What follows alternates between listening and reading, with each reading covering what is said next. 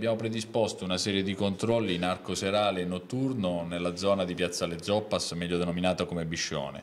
Questa serie di controlli ha portato all'identificazione di oltre 100 ragazzi di età compresa tra i 16 e i 20 anni, uno dei quali ieri sera, probabilmente restio al controllo dei nostri carabinieri, ha colpito con alcune gomitate provocandogli delle lesioni e delle ferite, per cui è stato arrestato per resistenza e violenza a pubblico ufficiale. Molti commercianti, diverse commesse e anche la locale amministrazione comunale ci avevano segnalato uno stato di disagio nella zona.